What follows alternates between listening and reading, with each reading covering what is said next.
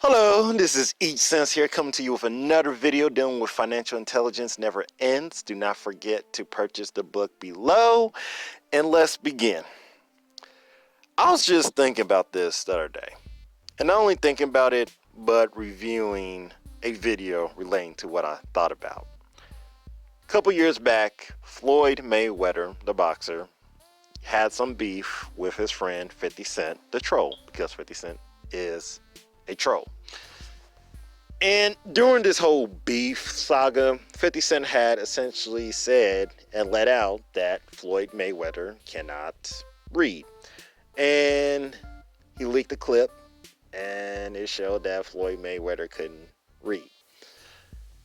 And it got a lot of people thinking, specifically me, like, oh my God, I can't believe you cannot read. But a minority of people, and I'll give a shout out, Abdul as Muhammad, would say, well, he can't read, yet somehow he was able to make $1 million. Millions, in a matter of fact. So this got me thinking, okay, what makes education worthwhile? For a lot of people, philosophically speaking, education is utilized to make people become civic servants and civic citizens in their country of choice. And I'm speaking particularly for the United States in this case. But it is also utilized to allow someone to live and participate in society. If someone is incapable of doing, let's say, basic reading, arithmetic, and writing, yet that same person can make a living and support themselves to the end of their lives comfortably, is that bad? One way this fits into financial intelligence never ends is that in today's age, things that would be considered free in the sense that it will allow you to become a free individual aren't exactly as free. Take liberal arts degrees, okay? Those aren't degrees that can, quote unquote, get you a job, as some people will say, whereas STEM degrees will, quote unquote, get you a job.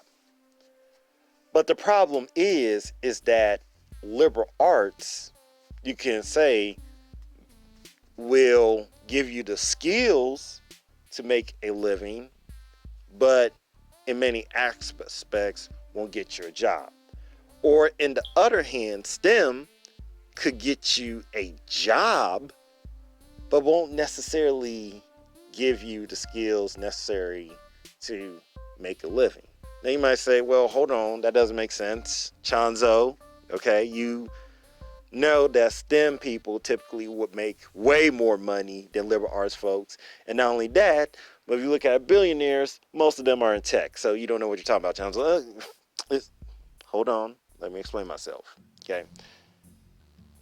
Even though you have a STEM degree, many employers look over STEM degrees if you don't have what? Experience, or you, as well as not having a network.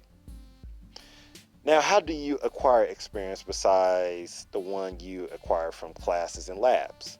Well, you can also do internships. But how do you get internships? Well, obviously, you have to go to the internships, but it's not as obvious as many people make it to believe. Because you may be a poor individual.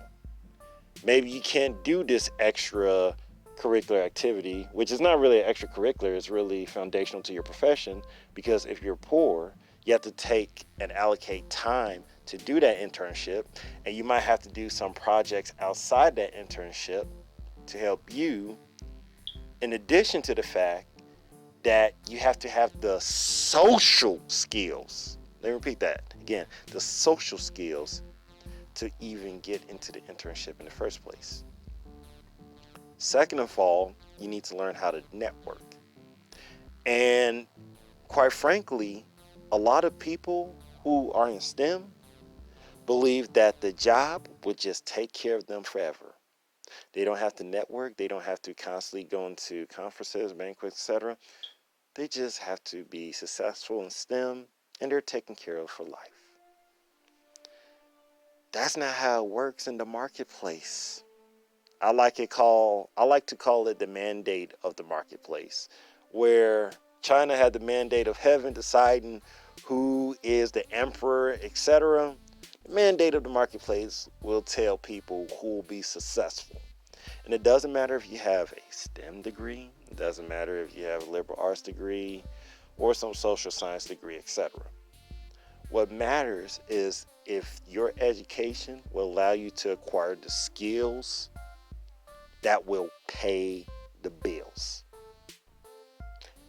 Liberal arts essentially means freedom arts. If you hear the word liber, L-I-B-E-R, that's equated to free. So liberal economies are typically free economies. Liberal markets are typically free markets. So if you're hearing a conservative saying that they love free markets, they're essentially saying they love liberal markets, just for an example. And the reason why I state this is that skills aren't always certified, aren't always in some sort of degreed manner. Sales, marketing, communication, you could do those things without the degree. All right? But here's the funny thing.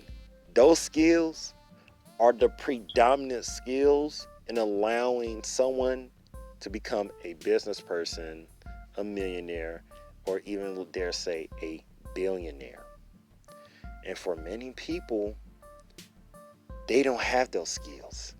Most people are not salespeople. Most people are not marketers. Most people are not communicators like that in terms of business. But the thing is that from an educational perspective, they are not like that because they are trained, and I was too myself, to believe those skills are beneath them. Those skills are inadequate. If it's not a guarantee to acquire you a job, you can't make a living. But here's the funny thing. If a person were to go out and try and do their own business, guess what? People will say, well, a business can never be successful if you do it. It's not a guarantee. Yet somehow, a job, which is a derivative of a business, is somehow guaranteed. Why? Because you were trained, as I was, in a Prussian education system that is trained to allow you to have an education that would be beneficial to industry by being a labor worker. You go to college, university, in order to simply get a job, then you're a college-educated, labor-minded individual, period. Now, if your end goal is not to have a job, but essentially become your own self-professional or own your own business, then that's okay. That's okay. But if you believe that a job is going to save you in the long term and give you the benefits necessary to live a long life, I'm sorry to tell you, but that's not the case. In fact, there used to be a case where FDR, I believe, installed a minimum wage as the basic wage to earn a living from. Today, people fight back against that. A minimum wage is just for children. Now, today, there is age discrimination against people with a lot of experience and not a lot of knowledge in the industry. Why? Yeah, they have a STEM degree, but they were pushed out. Because if you are in a technical position for so long in age and you're not in management, they're just going to move you out. Even though you have a STEM degree. you moved out. So, what makes an education worthwhile? To acquire the skills that pay the bills. STEM, liberal arts, social science, whatever. If those skills pay the bills, it's going to help you in the long term, and your education is worthwhile. And that gives you mental sanity as well, because mental sanity is great, and it is something that you need. Anyways, that is all. Hope you enjoyed the video. Do not forget to purchase the book below, and I hope you have a nice day. Bye.